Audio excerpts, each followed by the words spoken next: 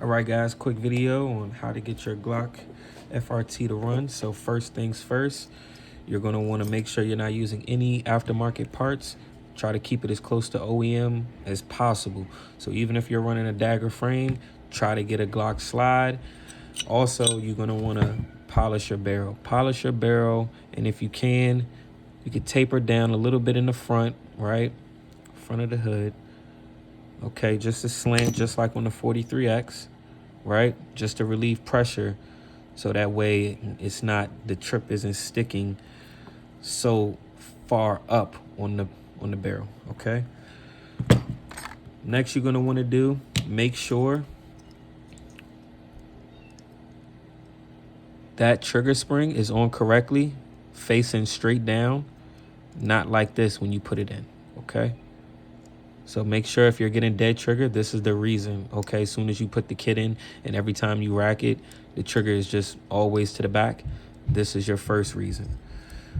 Also, you're gonna wanna get a connector without the ear, okay? That makes it better, okay? You don't need to do this for a 43X, but this makes it better.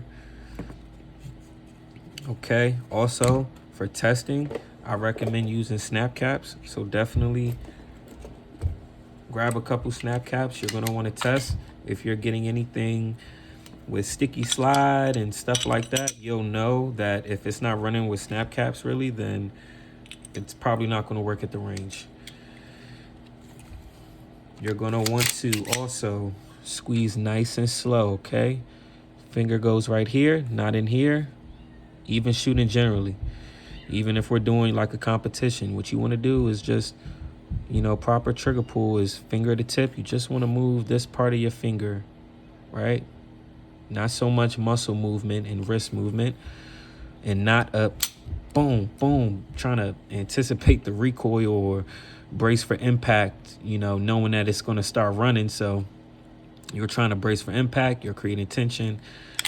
Just try to keep it, you know, nice firm grip, of course, but just right here, anytime you're shooting, tip of the finger right here, and you're just going to squeeze slowly, keep your sights aligned. Once it drops, just do your best to keep it right there, okay? That's all you want to do, keep it right there. The moment you start squeezing too hard, you won't even be able to lock this, you won't even be able to rack the slide back. Keep it light, it'll go, okay?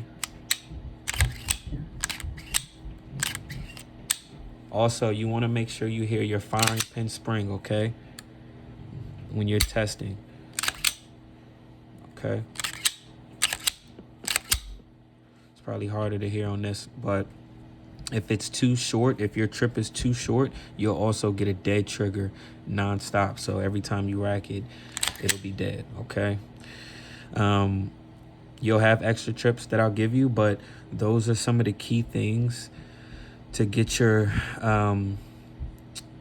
Glock trigger running, okay? So again, squeeze slowly, polish your barrel, please. That's the biggest thing. Make sure you're using a reduced safety plunger spring. Keep your stock firing pin spring. Do not go 4 pounds, no aftermarket parts. It's only going to give you headaches. And I mean, from down to the slide stop, I don't do no extended slide stops, even, you know, everyday carrying. When I went to qualify, I was using an OEM extended slide stop, and my Glock did not like that. So I'm glad I found that out. Heard some people also have the same thing, but I don't run. I also was getting premature slide lock on the other aftermarket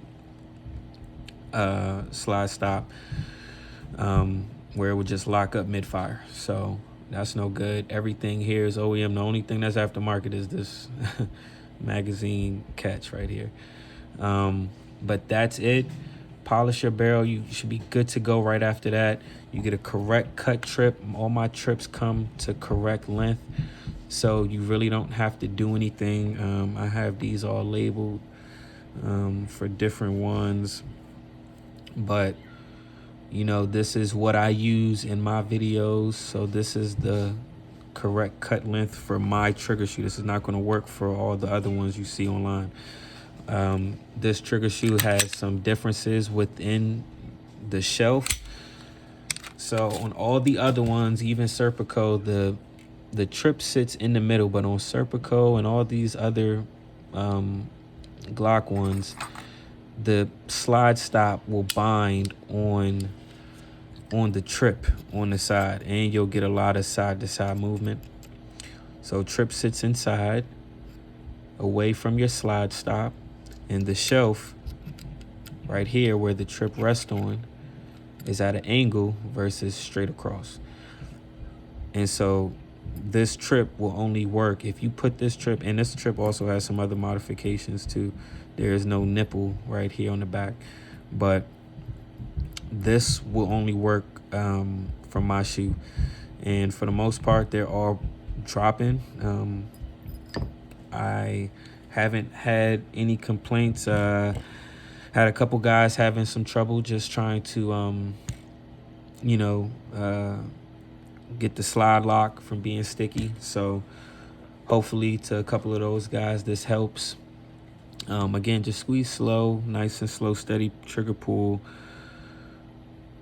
Keep your, I probably said this a billion times. Yeah, just keep your stock springs.